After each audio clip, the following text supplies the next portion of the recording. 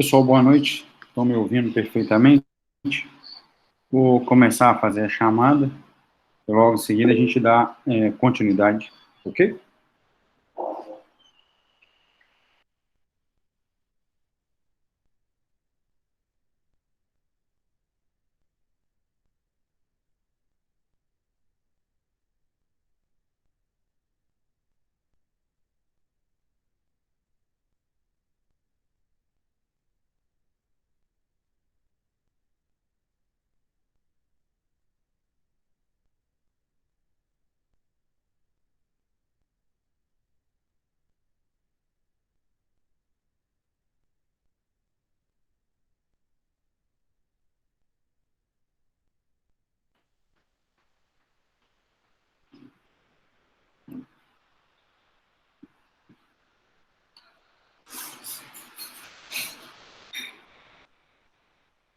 Vamos lá, vou começar a chamada.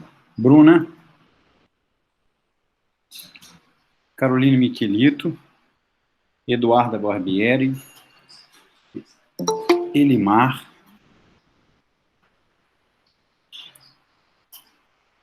Fernando, Jorge Luiz, José Carlos, Presente. Laura, Lavínia, Leandro Teixeira, Letícia Castro, Lucas Schiavon, Lucas Opelaro, Mariângela, Natália, Rodrigo Rocha, Shirley, Stephanie, Suzane, Tainá, Tamara e Vanessa.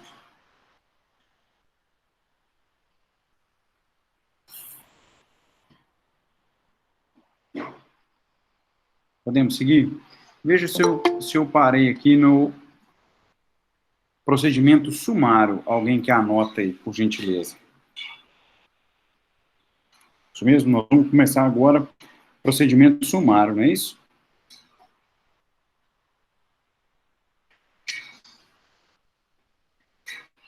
Então vamos lá. Só para relembrar-os, a gente estudou procedimento ordinário,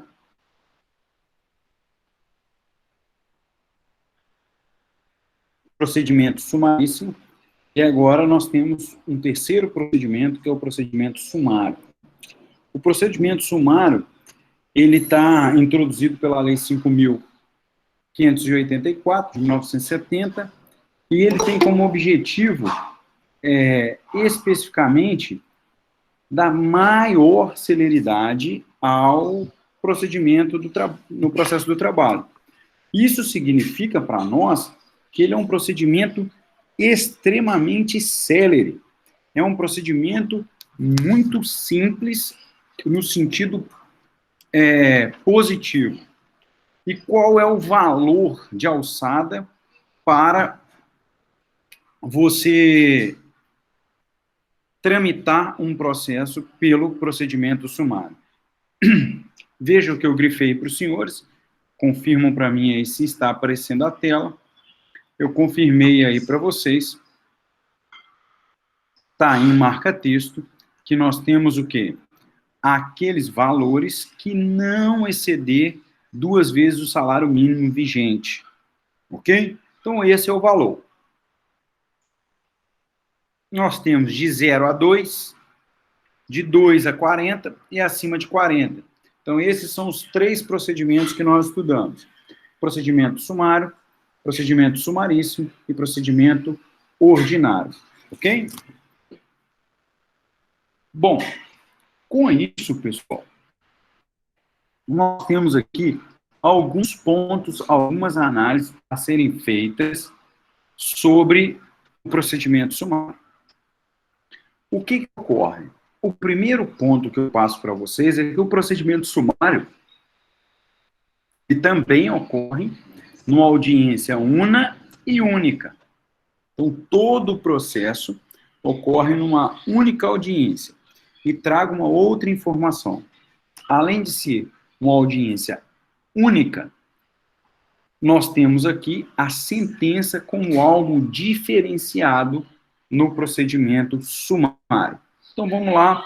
Eu separei aí para vocês os parágrafos e os artigos da Lei 5.584, de 70.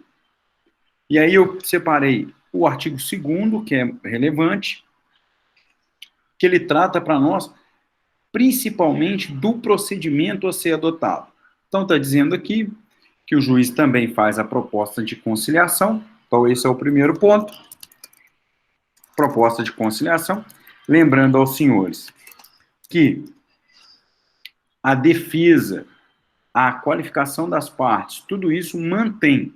Então, eu estou pegando aqui no procedimento sumário e estou comentando aquilo que seria diferente em relação aos procedimentos que nós estudamos até agora.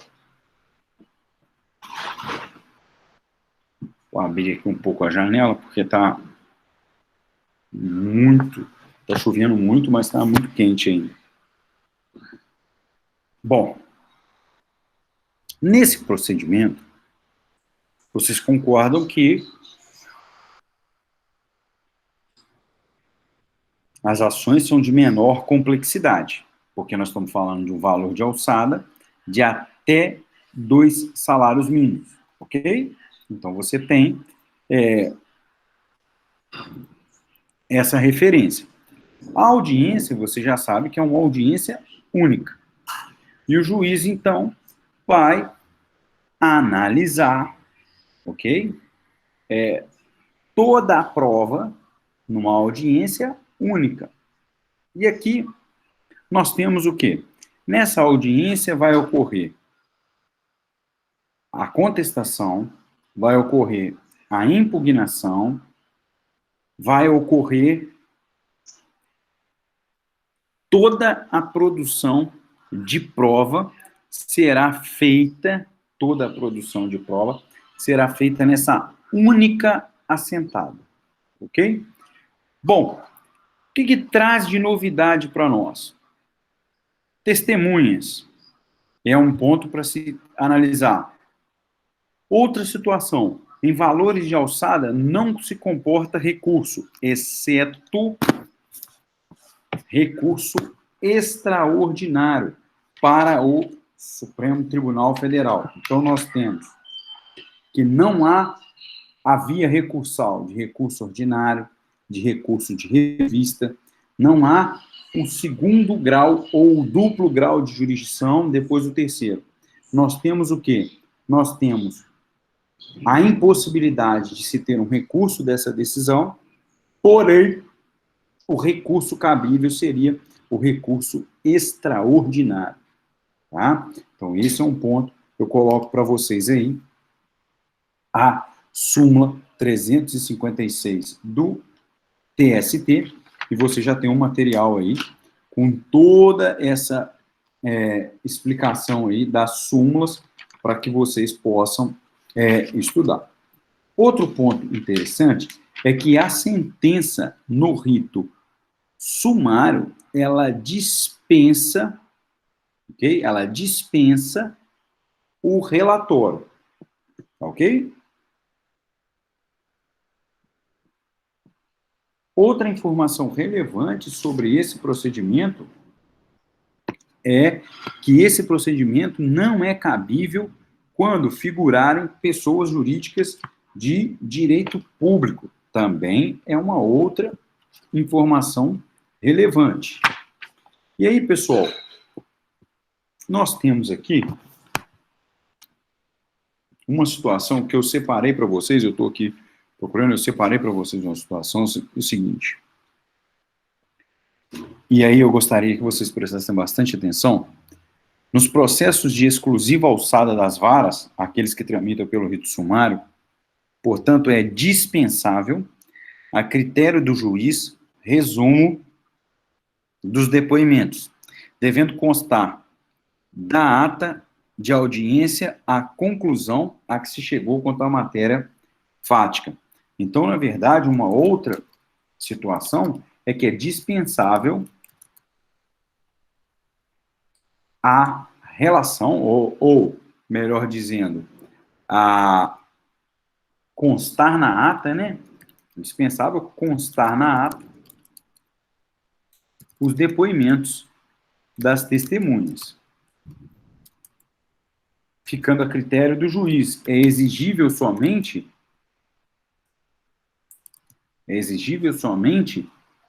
que ele diga ou conclua fundamentando da sua conclusão.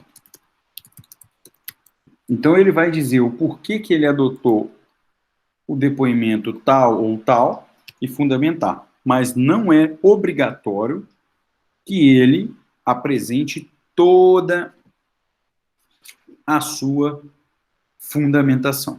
Ok? Então, vamos voltar aqui nas especificidades. Procedimento, audiência única. Outra situação, não há o duplo grau de jurisdição no sentido de que não cabe recurso ordinário nem recurso de revista na esfera trabalhista, comportando somente recurso extraordinário para o STF. Ok? Outra situação, há sujeitos ou pessoas jurídicas de direito público que não são abarcadas pelo rito sumário. Mesmo que o valor de alçada seja de até 2 salários mínimos, o procedimento não será pelo rito sumário. Exceções, está lá no parágrafo 4º do artigo 2º. Ok? Terceiro, é dispensável constar em atos os depoimentos das testemunhas. O que se exige é somente que o juiz fundamente a sua conclusão. Ok? O juiz profere a sentença no próprio ato. Isso é interessante. Na própria audiência, o juiz profere a sentença. Ok? Estão compreendendo, pessoal? Estou vendo que muita gente está... Tá claro isso? Vamos interagir?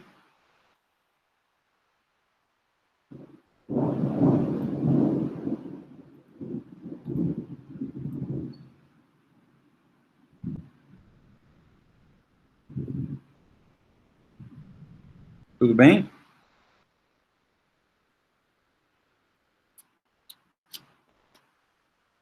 E aí eu pergunto a vocês o seguinte.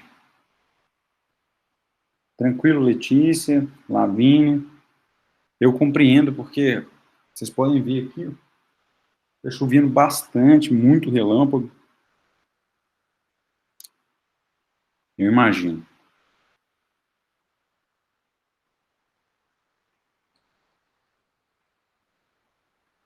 Ok.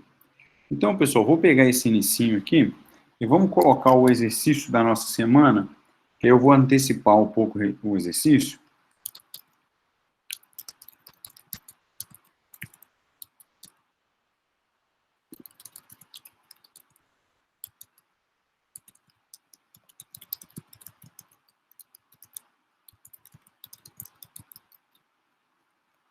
Uma pergunta bem tranquila.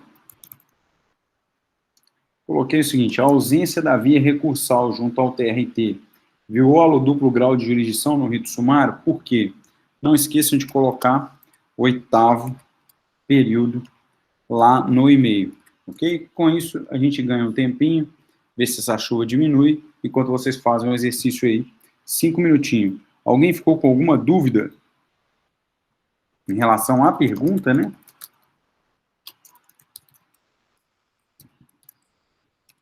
Eu coloco o meu e-mail, então tá na sequência. Alguma dúvida? Ô, Bruno, você pode explicar... Boa noite, tudo bom? Você pode explicar a pergunta direitinho, cara? Tipo assim, não que ela esteja mal elaborada, não, ela tá bem elaborada, é só porque eu não entendi algumas coisas mesmo. Tipo, a ausência da via recursal, não entendi muito bem essa parte, não. Sim. Aqui, Lucas, é o seguinte: a ausência de recurso ou de possibilidade de se recorrer ao Tribunal Regional do Trabalho viola o duplo grau de jurisdição no rito sumário? Porque o rito sumário não há recurso para o TRT, o recurso ordinário, e nem recurso para o TST. Vou até deixar o slide aqui, ó.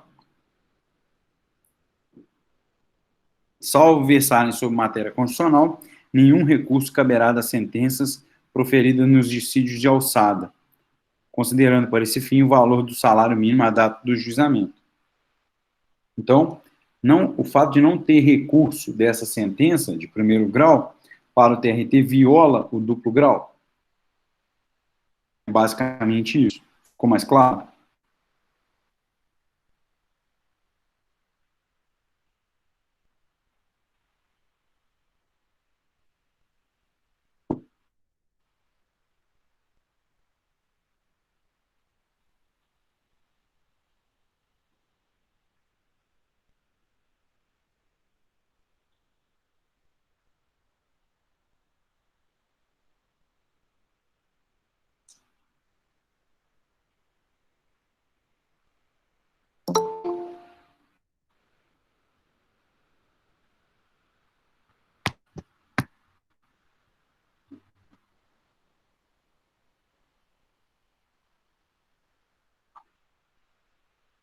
Enquanto vocês fazem o exercício, eu vou mudar aqui um pouco o slide, ok?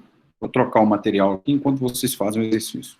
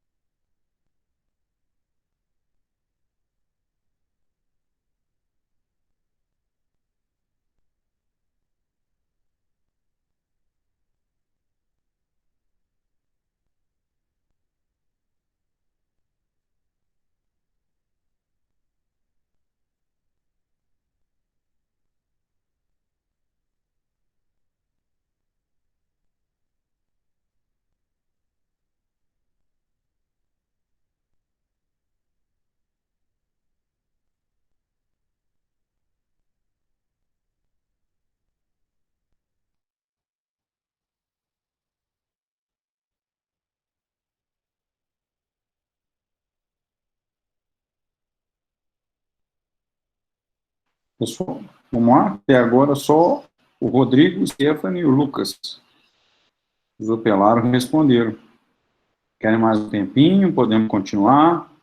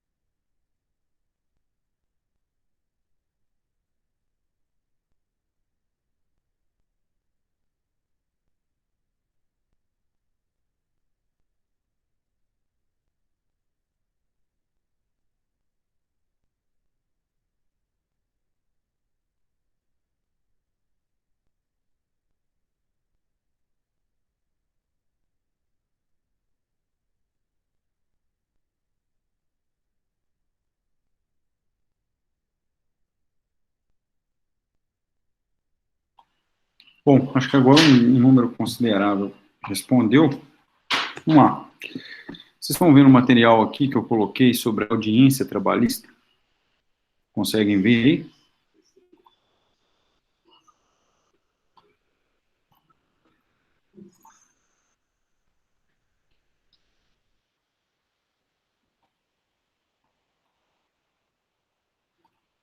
Sim? Antes, só fazer um comentário sobre a questão. A princípio, não viola porque cabe recurso extraordinário.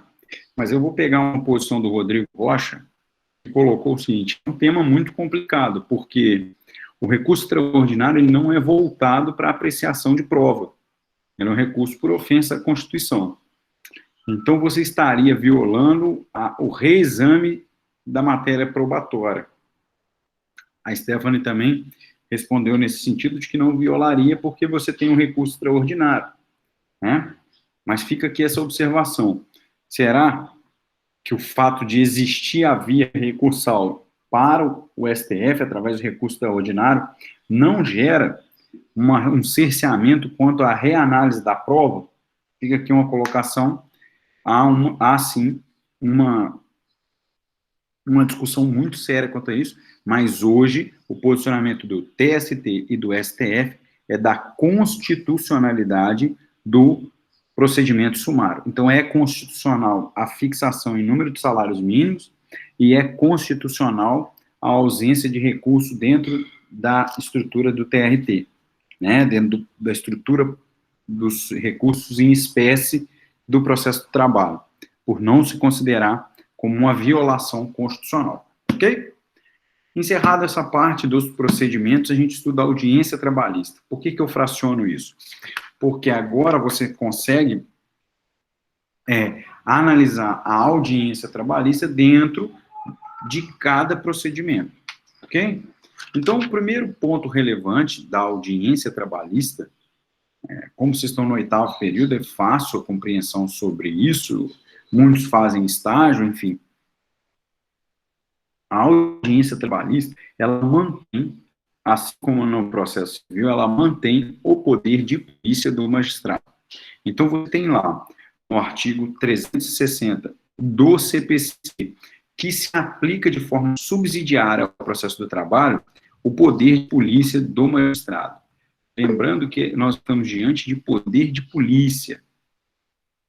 Pois não, Stephanie? Bruno, desculpa te interpelar, mas travou quando você começou a falar. Tem como você repetir? Eu não sei se foi só para mim. Qual a parte que travou? Eu estava falando sobre o quê? Assim que você começou a falar da audiência. Ah, sim. Ah, tá. Mas a parte da explicação do exercício, você pegou, né? Conseguiu ouvir? Peguei. Sim. Tá. Então, vamos lá. Eu começo falando novamente, não tem problema não.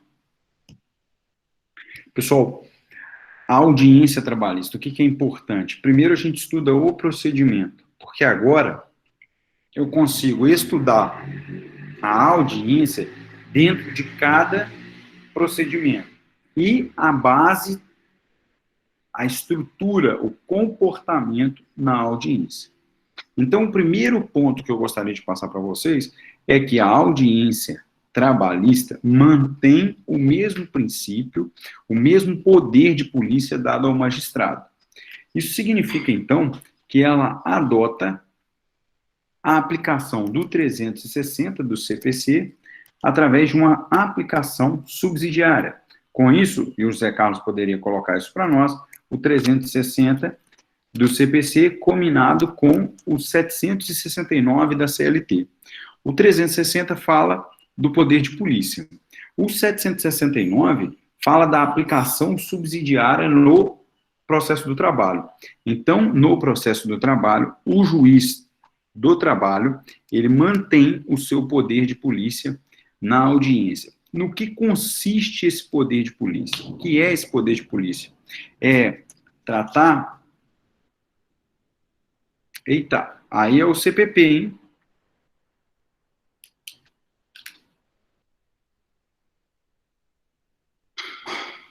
É o CPC. O que seria esse poder de polícia ele vai colocar para a gente? Veja, o juiz exerce o poder de polícia, incumbindo-lhe manter a ordem e o decoro, ordenar que se retirem da sala e que se comporte os que se comportarem inconvenientemente, requisitar quando necessário a força policial, tratar com urbanidade os advogados, os membros do Ministério Público e da Defensoria e qualquer pessoa que participe do processo. Registrar em ata, com exatidão, todos os requerimentos apresentados em audiência. Então, veja, o juiz tem que registrar em ata, com exatidão, todos os requerimentos apresentados em audiência. Isso significa que o poder de polícia, o Zé Carlos colocou aí para a gente, o 360, o poder de polícia, ele está voltado à manutenção da ordem da audiência. Então, vejam que ele está o quê? Voltado à ordem dos acontecimentos. E aí, o Zé Carlos ainda colocou para nós o 769, que fala da aplicação subsidiária, dizendo, olha, quando há omissão no direito processual civil, perdão, do direito processual do trabalho, você pega a regra do processo comum, do processo civil, e esse é um caso clássico. Então, vejam, e aqui me chama muita atenção para os alunos que saem da faculdade e ingressam aí na advocacia, a questão do registrar em ata, com exatidão, todos os requerimentos apresentados em audiência. Ok? Isso aqui é muito importante. José Carlos, coloca para mim o 363 do CPC, vê se, antes de colocar, vê se ele faz referência à gravação da audiência. Eu não me recordo se é o 363 ou o 367. Bom, enquanto o Zé Carlos coloca para a gente, eu quero fazer uma menção ao 817, que diz o seguinte: o registro das audiências será feito em livro próprio, constando de cada registro e etc. Mas você vai perceber agora que, na verdade, nós estamos falando do quê? De um processo eletrônico. Então, o registro da audiência ele é feito no próprio sistema processual. Não é o 363, não?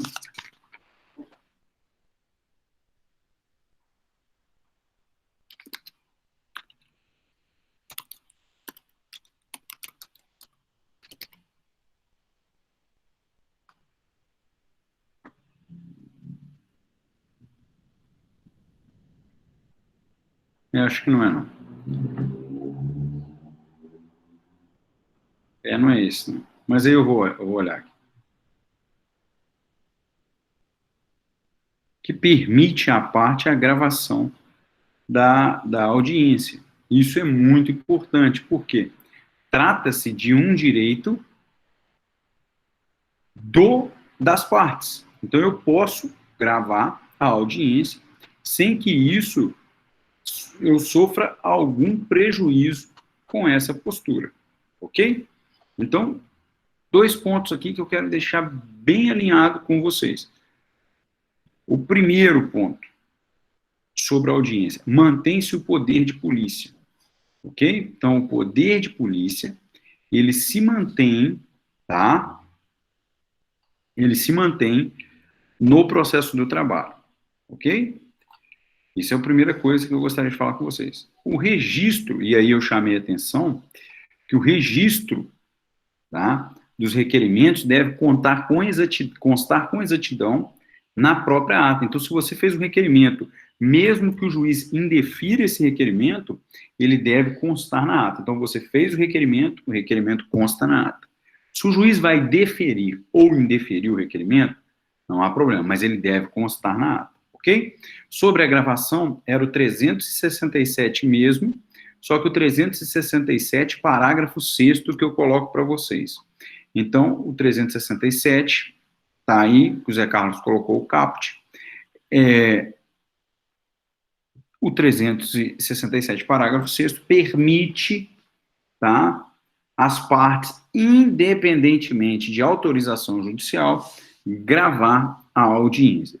Alguns tribunais vêm entendendo que você deve avisar o magistrado que irá gravar a audiência, ok? Ele não pode ser pego de surpresa com essa gravação, mas você não precisa solicitar, tá ok? Você não precisa solicitar autorização, é um direito. Alguns tribunais vêm dizendo que você deva, pelo menos, informar. Um exemplo, na atuação no escritório. Em algumas petições iniciais, nós colocamos na peça inicial ou na contestação que nós vamos fazer uso da prerrogativa do 367, parágrafo 5º e 6º. Nós colocamos isso lá, tá? Então, é interessante, é importante que vocês saibam que isso se aplica ao processo do trabalho, ok? Feitas essas observações, começamos aqui, propriamente dito, as audiências. Não, ô Stephanie, não aceita de bom grado. Hoje, Stephanie e os demais alunos, nós utilizamos o sistema cross-examination, que vem do direito norte-americano, que significa o quê? As perguntas são feitas, tá? As perguntas são voltadas diretamente para a parte. Porque antes, nós fazíamos assim com as perguntas. Nós direcionávamos a pergunta ao juiz e o juiz fazia a pergunta à parte. Isso pode parecer algo ruim, isso pode parecer algo besta ou algo que possa transparecer simples, mas a ferramenta do advogado, do Ministério Público, era o quê? A palavra, a forma, a entonação, como você faz as perguntas nos depoimentos de testemunha, depoimento pessoal. E nós utilizávamos o sistema presidencialista amplo. Eu fazia a pergunta para o juiz apreciava a pergunta e ele, o juiz, fazia diretamente a parte que estava prestando depoimento. Com o advento da reforma do CPC em 2015, o artigo 459 do CPC trouxe aquilo que já existia no sistema americano, que é o cross-examination, que significa o quê? Significa que o advogado faz a pergunta diretamente à testemunha, tá? E o juiz não permite perguntas que vão induzir, né? E o juiz não permite isso, ok?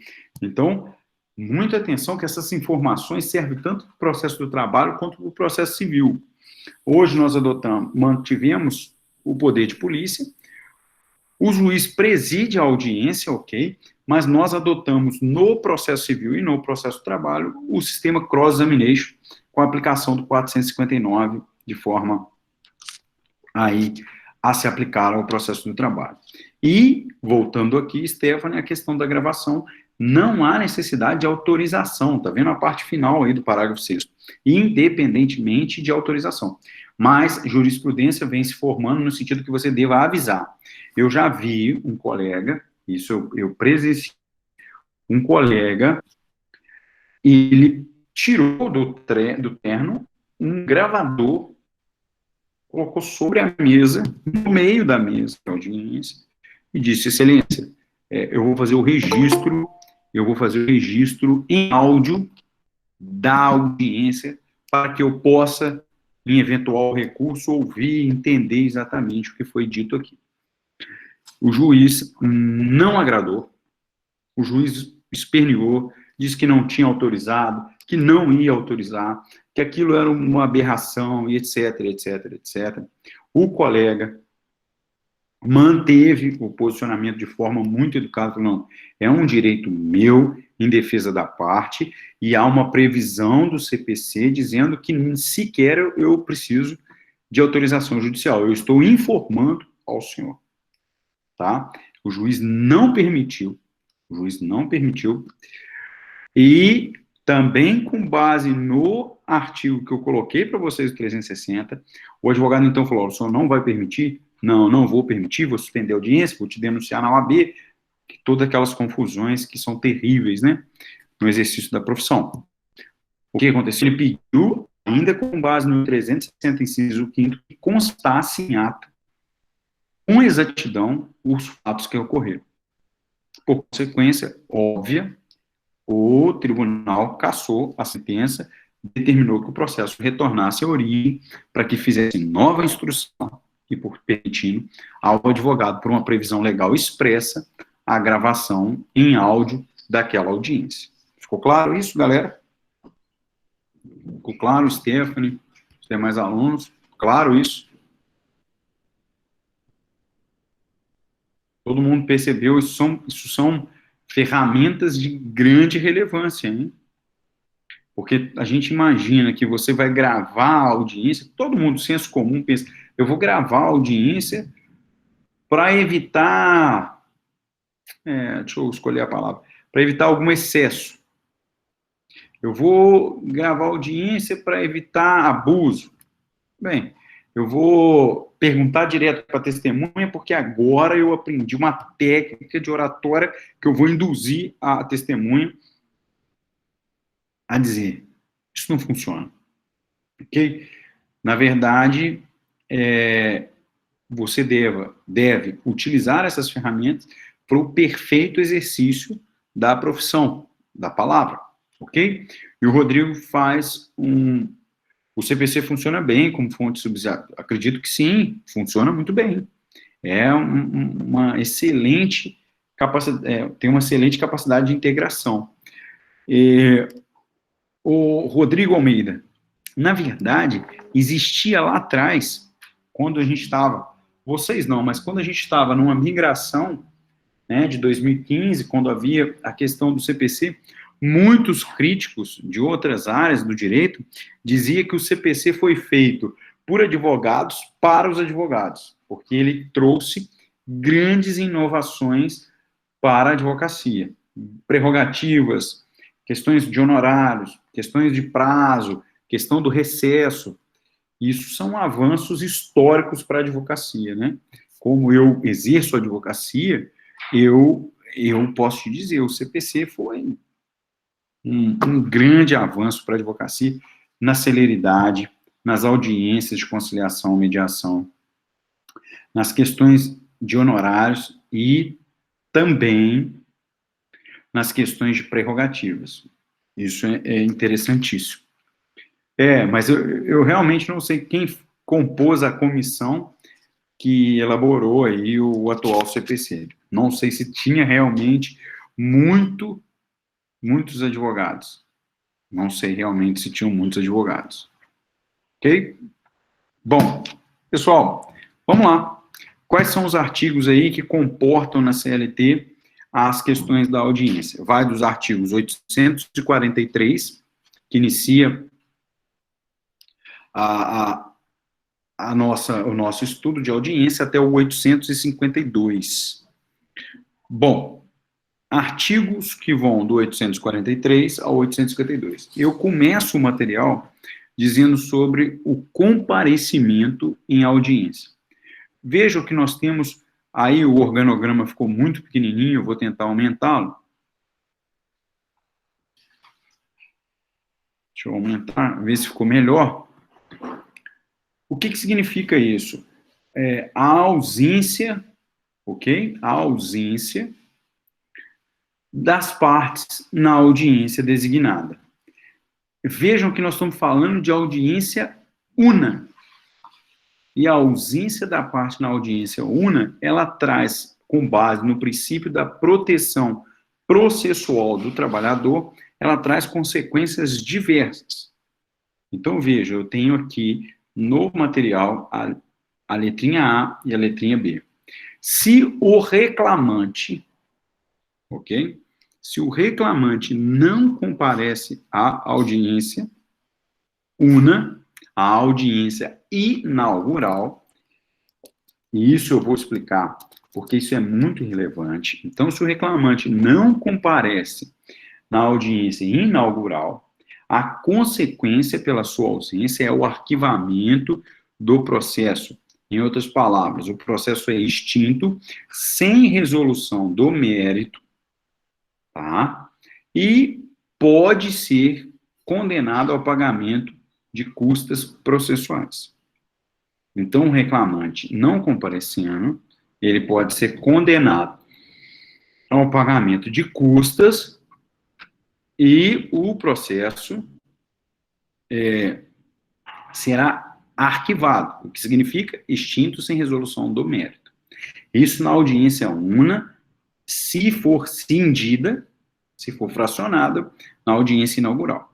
Já o reclamado, se ele não comparecer de forma injustificada, aplica-se a ele a revelia quanto à matéria fática. Tá? Então, se o reclamado não comparecer na audiência inaugural, aplica-se a ele a revelia. Significa o quê? Ele não vai ser intimado para os próximos atos. Além disso, aplica-se a ele a confissão quanto à matéria fática. Ok? Vejam que são consequências diferentes. O que fundamenta essas consequências diferentes? Princípio da proteção processual do trabalhador. Ficou claro essa diferença e qual a justificativa, senhores?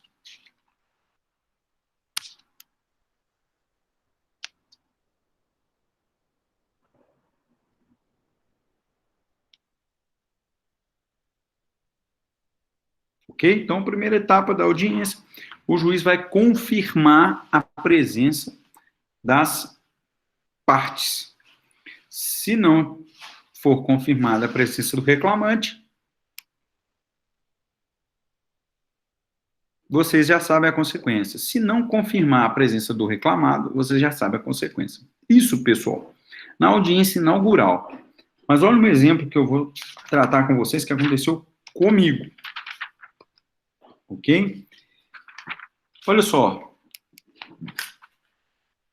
O trabalhador compareceu à audiência inaugural. O processo tramitava pelo rito ordinário.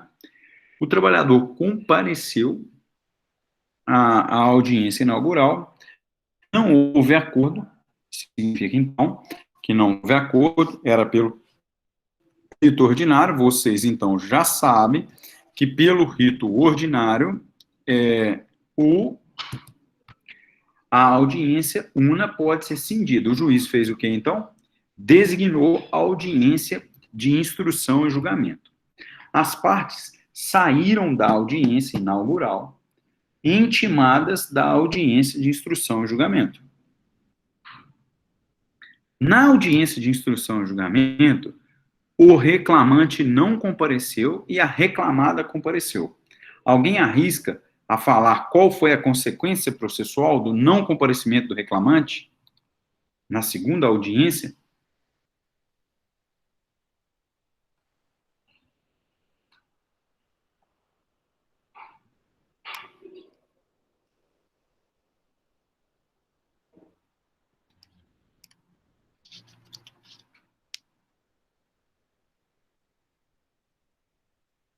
Senhores, alguém arrisca?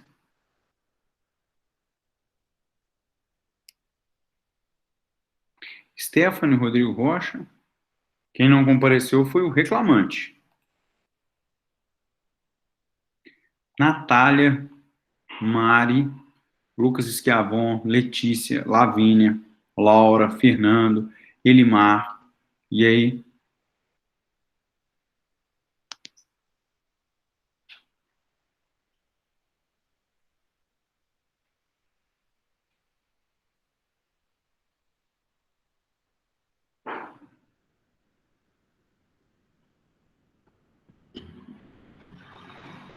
Extinguiu-se em resolução do mérito? Mari, o que você acha? Qual é a consequência para o reclamante? Natália, qual a consequência para o reclamante? Elimar, qual a consequência para o reclamante?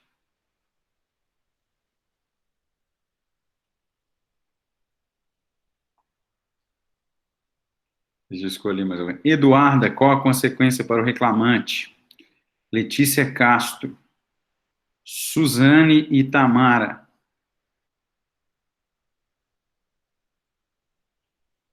Vou repetir. Olha só. Era o rito ordinário. Letícia, presta atenção. Ó, hoje eu te cumprimentei na rua, estava voltando da academia, era umas 5 e pouca, em frente àquele hotel ali, perto do posto. Fiquei no vácuo. Então, presta atenção aqui. Exatamente, eu percebi. Então, olha só. Nós estamos falando do procedimento ordinário. Ok? Procedimento ordinário. O juiz fracionou as audiências em audiência inaugural, audiência de instrução e audiência de julgamento. O reclamante é o seu cliente. Você está aqui no meu exemplo como advogado.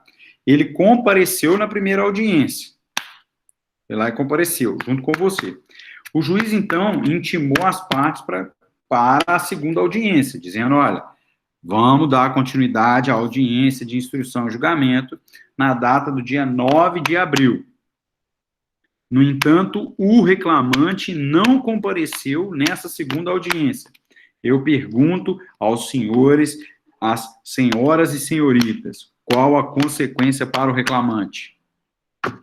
Se o que está no slide é a consequência da ausência na audiência inaugural.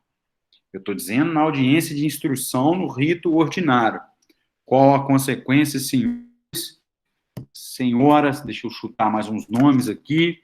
Estou esperando a Elimar me responder. Fernando de Souza, Eduarda, Bruna, o Lucas está aí, Lucas Escavon, Natália.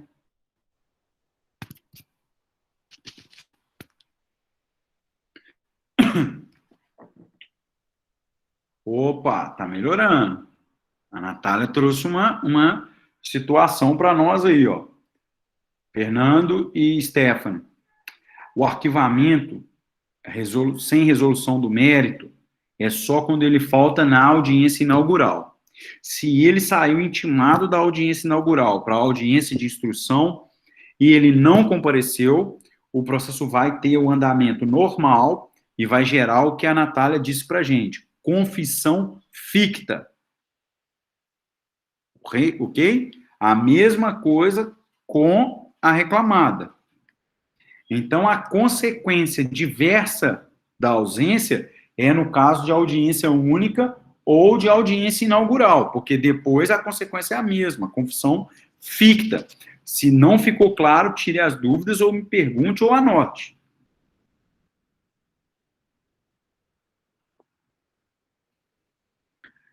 Salvou, hein, Natália? Salvou, hein?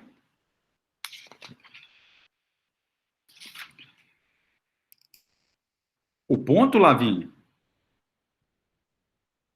Sim, o juiz vai reconhecer em sentença a confissão ficta. Confissão contra a matéria.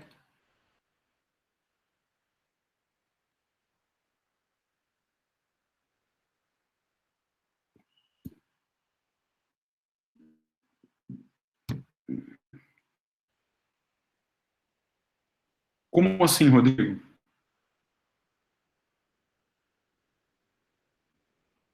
Boa pergunta. Ele estaria confessando o quê? A tese da contestação. Porque você concorda que o processo já se estabilizou. Faço hora extra. Não. Você trabalha de forma ordinária.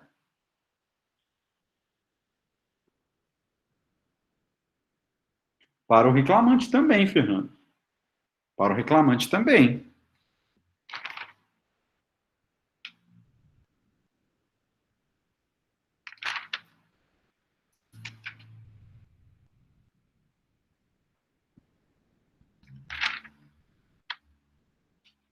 E isso, o autor estaria aceitando a contestação.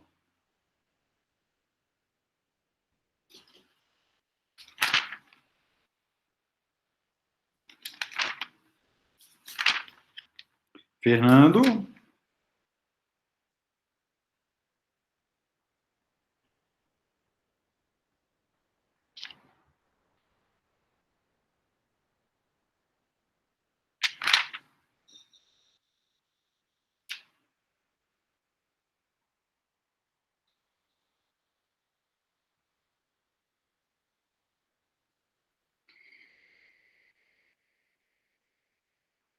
Ficou claro, Fernando?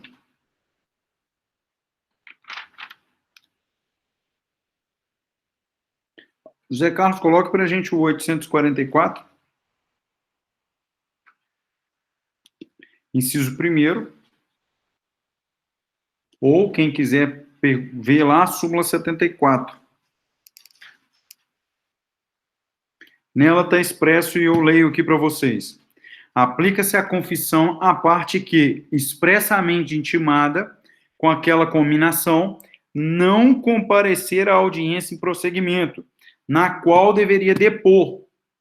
Ok? Isso significa que a parte saiu intimada de forma expressa, com a observação de que ela vai confessar se ela não comparecer, confissão ficta, e ela não comparece, confissão. Ok? Muita atenção quanto a isso.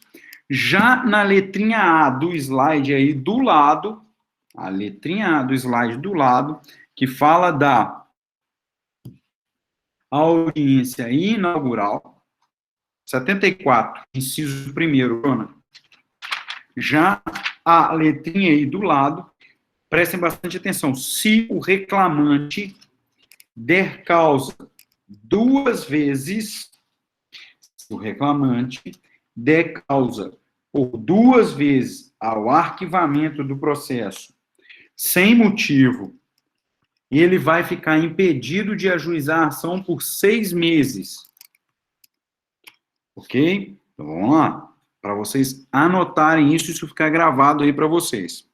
Se o reclamante der causa a 2 arquivamentos seguidos, sem motivo relevante, ficará impedido de ajuizar qualquer ação trabalhista pelo prazo de 6 meses. E esse prazo não tem força de interromper a prescrição. Significa que se tiver para prescrever, vai prescrever. Ok? Ficou claro essa informação?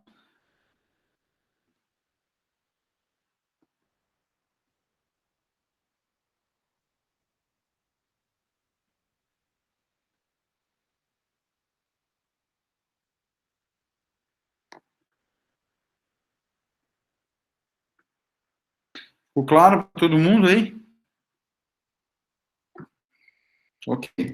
Então, feitas essas observações iniciais quanto às audiências, não tendo dúvida, não pode ter dúvida quanto a isso, hein? Não pode ter dúvida quanto a isso. Ok? Vamos lá. Aqui eu separo para os senhores o item 6.5 e vou pedir que vocês passem os olhos nessa parte do material, porque até então nós estamos falando do comparecimento da parte, e ali eu pergunto, o comparecimento da parte e o não comparecimento do seu advogado gera qual prejuízo?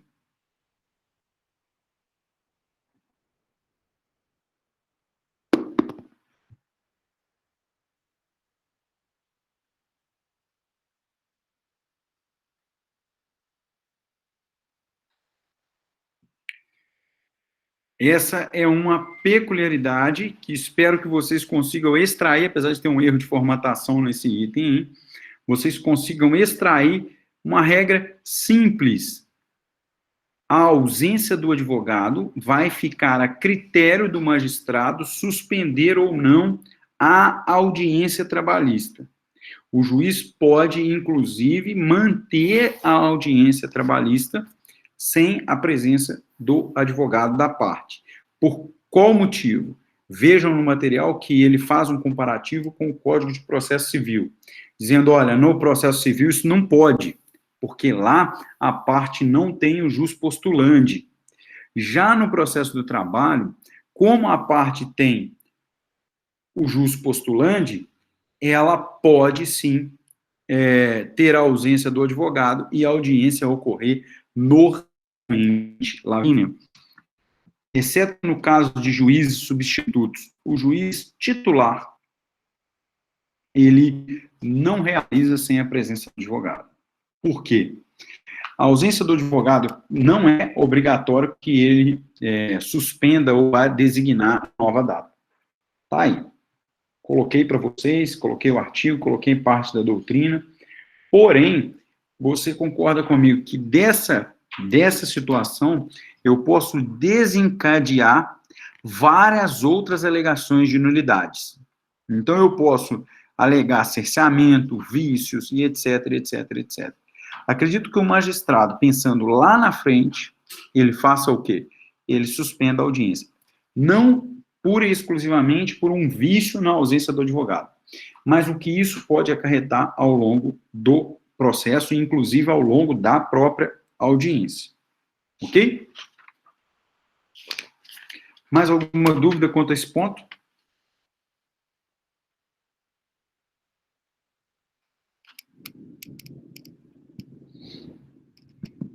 Exatamente, esse é o raciocínio, porque aí vai gerar incidente processual. Porque, imagine, como é que eu posso explicar isso para vocês num termo bem técnico? Vocês não têm dimensão da segurança que existe em um cliente estar do lado do advogado. Ok?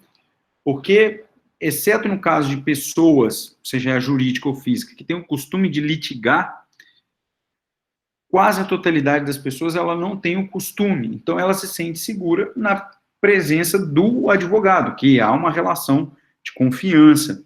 E quando você quebra isso, é muito complicado, porque a pessoa começa a achar que aquilo é uma violação de direito, etc, etc. Para vocês terem uma noção, na sala, no escritório, nós temos duas salas. Uma sala que a gente trabalha e uma sala de reunião e audiência por videoconferência. Nessa sala, ela tem toda uma estrutura de televisão para se fazer audiência agora virtual. O que nós começamos a fazer? Por uma questão de segurança sanitária, uma questão de segurança nossa e do cliente, nós ficávamos na nossa sala de trabalho e o cliente ficava nessa sala de reunião. Essas salas são uma do lado da outra. Praticamente você conseguia ouvir a voz de um ou do outro. Então você ficava muito próximo do cliente.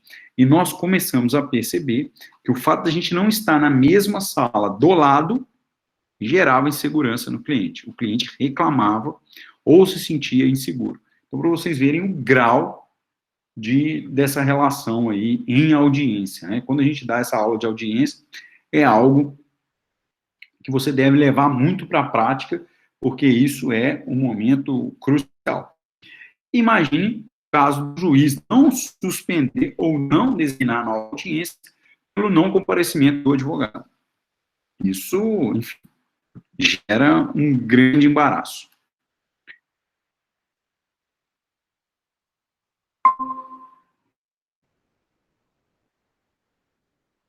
Parece que minha conexão caiu.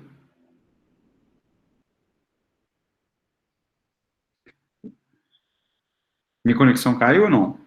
Estão me ouvindo? Ok? Bom, então, assim,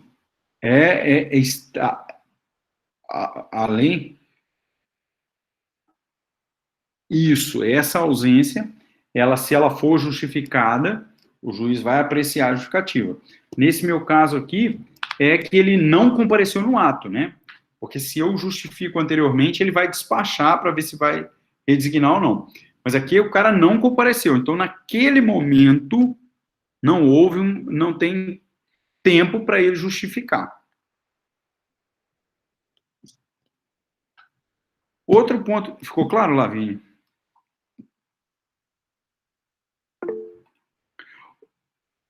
Outro ponto relevante é quanto à possibilidade de revelia e confissão ficta das pessoas jurídicas de direito público. Fernando, só chegou aqui um mas.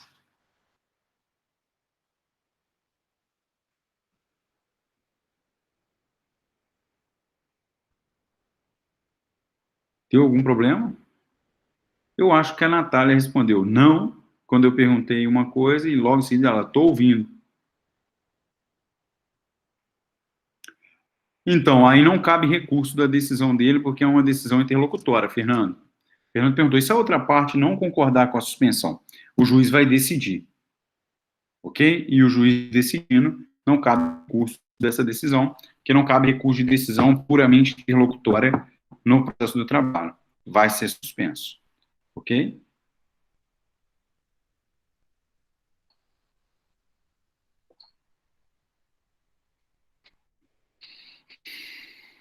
Tranquilo, pessoal?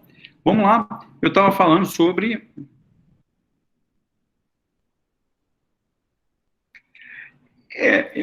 assim, eu acho também que o Fernando perguntou nesse sentido, né? Stephanie e Fernando, eu acho que foi nesse sentido. Eu vou discordar um pouco. É só uma questão de argumentação, não há uma resposta certa. Mas como a gente está na faculdade de Direito, a gente tem essa liberdade para rebater nesse sentido. Não sei se esse seria um prejuízo processual a não suspensão. Porque aí eu teria que partir do pressuposto que aquele que não está assistido por advogado teria uma defasagem técnica na sua defesa, o que pode não ser verdade, e o juiz pode, inclusive, ter a prerrogativa de proteção processual àquele que não está assistido por defesa técnica. Pode ocorrer isso, em contrapartida. Mas acho, apesar de não ser obrigatório, já como eu disse no material, acho que seria prudente ao magistrado, e na condição de magistrado, muitos são prudentes nesse sentido, de redesignar. Ou, ao menos, pedir uma justificativa pela ausência, se não tiver indícios de que essa ausência seja nitidamente protelatória. Tem um caso também que nós estamos suspeitando que há uma condição protelatória da empresa, que toda vez que marca uma audiência, o advogado tem um problema que ele não pode comparecer. Isso se arrasta por 4, 5, 6 meses. Toda vez, marca a audiência, ele arruma um problema que ele não pode aparecer, e não atua sozinho. Está lá no início da faculdade que vocês estudaram, o CPC. Se não há, a defesa é patrocinada por outros advogados, a impossibilidade de um não faz com que o processo seja suspenso. Isso é óbvio, né? Mas nesse caso a gente está suspeitando. Tirando essa suspeita, eu acredito que seja prudente. Ok? Bom, eu havia dito sobre a confissão, a revelia e confissão das pessoas jurídicas de direito público. Tem até uma OJ. OJ, eu separei aqui, OJ 152, que significa OJ, Orientação Jurisprudencial do Tribunal Superior do Trabalho. Que diz assim, ó, pessoa jurídica de direito público sujeita-se à revelia prevista no 844 da CLT. Então, a revelia é possível. Aí vem a doutrina e diz o seguinte, vou pedir licença a vocês para fazer a leitura de parte da doutrina aqui do Carlos Henrique Bezerra Leite, que eu acho muito relevante. Quanto à confissão ficta, pensamos que ela não se aplica às pessoas jurídicas de direito público, por serem os bens públicos indisponíveis, impenhoráveis e inalienáveis, razão pela qual deles não pode dispor o administrador público, salvo, é claro, quando houver lei autorizativa. Não é este, porém, o entendimento jurisprudencial majoritário, como infere os seguintes julgados.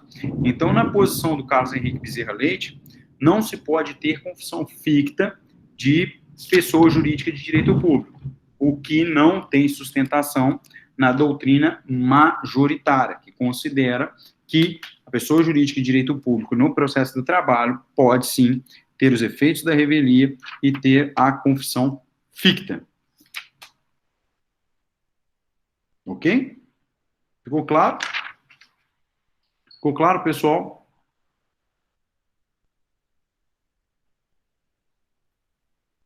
Dúvidas?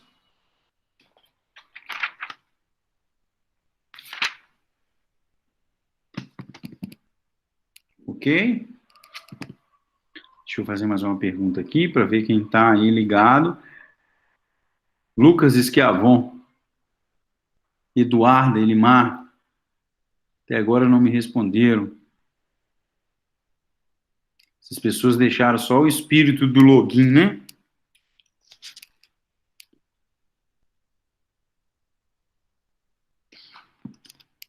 Isso, um ok, isso aí, Elimar. Não sei o significado do ok, não, mas estamos aí. Comparecimento das testemunhas. Lembrando, o comparecimento das testemunhas. Pessoal, as testemunhas, como regra, na audiência de instrução e julgamento, comparecerão de forma espontânea. Artigo 825.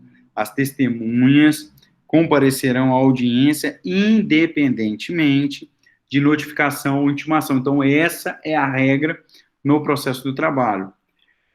E a exceção é que as partes podem solicitar, podem requerer a intimação das testemunhas. Então, a regra é o comparecimento espontâneo, mas a parte pode o quê?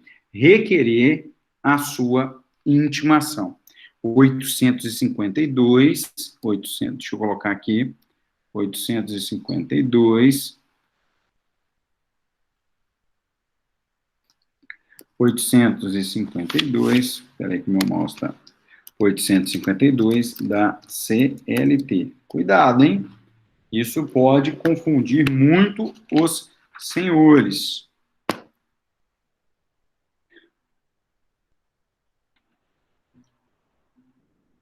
Se admite ainda, no procedimento sumaríssimo, que vocês comprovem que chamou, que convidou a testemunha e ela não compareceu. Se isso ocorrer, o juiz deve intimá-la, suspender a audiência e intimar a testemunha. E é muito interessante que eu quero falar isso com vocês. Hoje, tem no site do TRT, uma notícia daquelas no site do TRT da terceira região, dizendo que o TRT se posicionou no sentido de que o áudio de WhatsApp seria uma prova, seria uma prova a ser utilizada no processo do trabalho. E eu tenho um caso que eu fiz o convite pelo WhatsApp, apareceu aquele azulzinho, era procedimento sumaríssimo, eu fiz o convite, apareceu o azulzinho, e a juíza não aceitou. Sendo que é expresso, tá aqui, 852H, é expresso que no rito sumaríssimo, você comprovando que convidou e a pessoa não compareceu, sem justificativa, o juiz deve intimá-la e sob pena de condução coercitiva. A juíza não aceitou. Disse, doutor, isso não é prova. O processo está no segundo grau para ser julgado, meu pedido é que ele seja anulado, a sentença e todos os atos posteriores, até que seja intimada a testemunha que não compareceu de forma justificada, porque eu comprovei o seu convite. Ok? E aí, a Stephanie e os demais, alguns outros alunos me perguntaram sobre aquele caso que eu falei da competência territorial. Ao que me parece, o advogado entrou em contato hoje e vai fazer um acordo. Se tiver um acordo, perde a emoção, porque não teremos a audiência de instrução e julgamento, tá? Eu me comprometi a informar vocês o resultado. Então, hoje o advogado mandou a minuta, eu vou ler a minuta de acordo, e aí qualquer coisa eu falo para vocês. Tá ok? Pessoal, até esse ponto da matéria, alguma dúvida?